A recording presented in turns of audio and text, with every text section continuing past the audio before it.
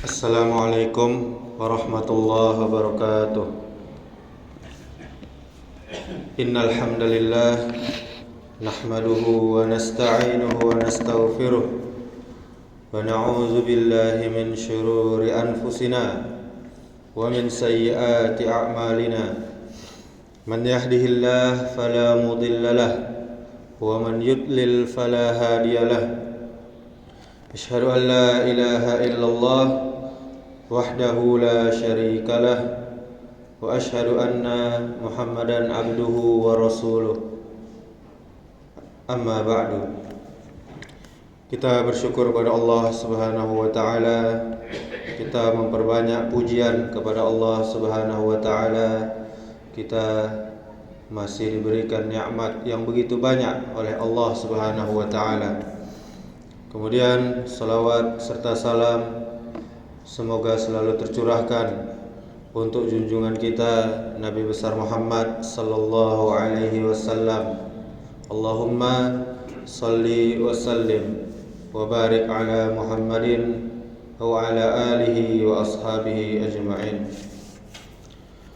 Kaum muslimin, kaum muslimat, jamaah salat zuhur yang dirahmati Allah Subhanahu wa taala. Pada siang hari yang berbahagia ini, kultum kita berjudul beramal soleh tetapi rugi. Amal baik tidak dilihat dari jumlahnya, tapi keikhlasannya.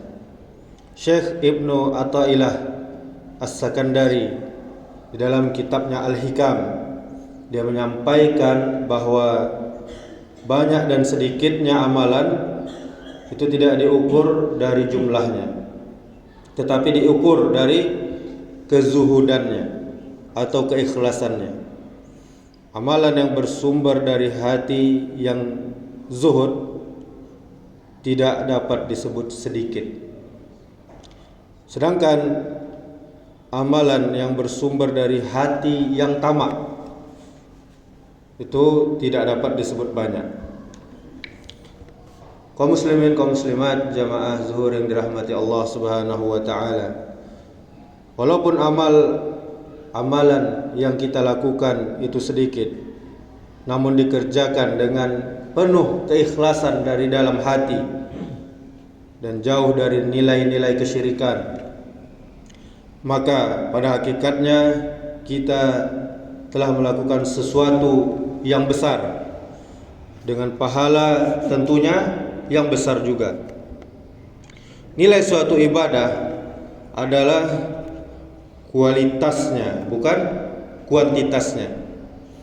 Berapa banyak orang yang beribadah siang dan juga malam, namun tidak ada pahala yang dia dapatkan. Sebab semua itu dilakukan dengan tidak ikhlas. Tidak ada keikhlasan dari hatinya. Dan tentunya itu jauh dari nilai-nilai ketuhanan. Walaupun banyak amalan yang kita lakukan kaum muslimin, namun itu tidak ikhlas mengerjakannya dan mengandung nilai-nilai kesyirikan, maka pahala yang didapatkan adalah nol besar, sia-sia belaka. Ibadah yang dilakukan untuk selain Allah, maka Allah pun berlepas diri dari hamba tersebut. Ibadah itu tentunya sesuai niatnya. Jikalau niat untuk Allah Subhanahu wa taala, maka Allah akan membalasnya. Jika niatnya untuk dunia, maka orang itu akan mendapatkannya, dan tentunya juga atas izin dari Allah Subhanahu wa taala.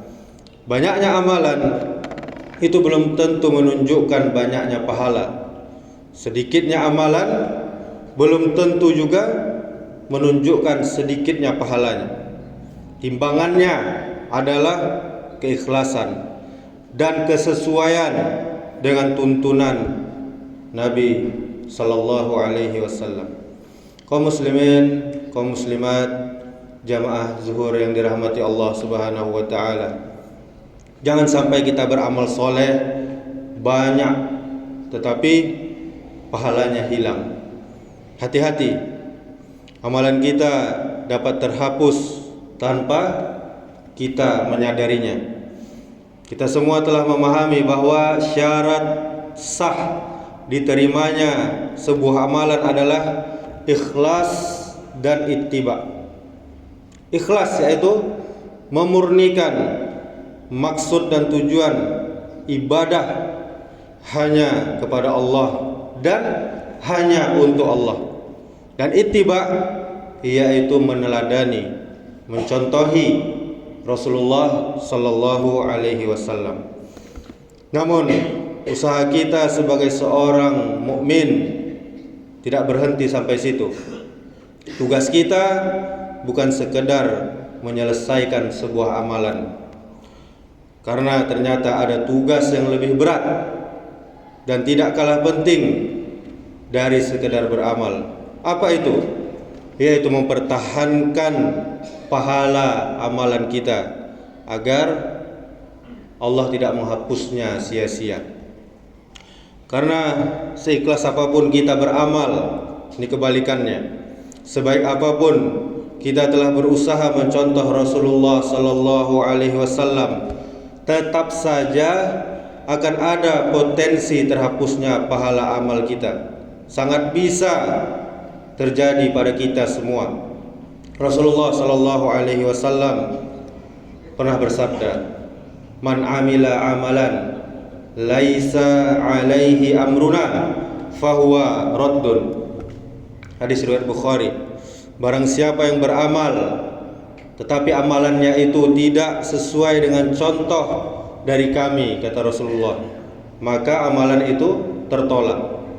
Oleh karenanya kaum muslimin, kaum muslimat, jamaah zuhur yang dirahmati Allah Subhanahu wa taala, kita harus terus mengingatkan diri kita sendiri, keluarga kita, dan kaum muslimin tentunya, agar tidak sekedar puas setelah beramal.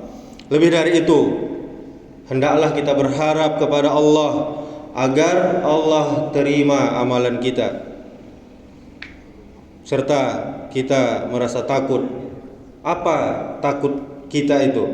Apabila amalan kita tidak diterima oleh Allah Subhanahu wa taala.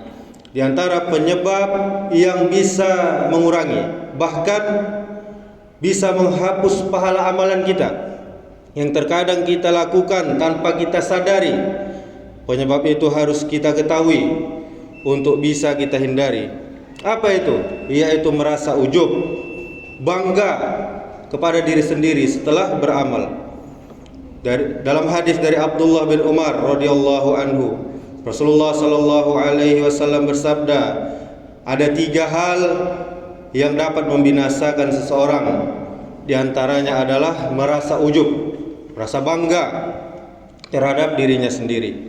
Ujub itu kaum muslimin bisa membatalkan, bisa menghapuskan pahala amalan seorang hamba. Sebagai contoh, jika kita dimudahkan oleh Allah untuk sholat malam, sholat tahajud, maka jangan kita langsung pandang remeh orang yang tidak sholat malam, yang tidak bangun malam, yang sulit bangun malam. Jika kita dimudahkan oleh Allah untuk sedekah setiap harinya, maka jangan kita langsung memandang remeh orang yang jarang kita lihat untuk bersedekah. Karena barangkali mereka yang kita pandang remeh itu punya amalan tersembunyi yang mereka lakukan dengan ikhlas, yang hanya dia dan Allah saja yang tahu. Karena pada dasarnya semua ibadah yang kita lakukan dan semua prestasi yang kita raih semata-mata karena taufik dan pertolongan dan kemudahan dari Allah Subhanahu wa taala, bukan berasal dari diri kita sendiri. Demikianlah, semoga bermanfaat. Subhanakallahumma wa bihamdika asyhadu an la ilaha illa anta astaghfiruka wa atubu ilaik. Wassalamualaikum warahmatullahi wabarakatuh.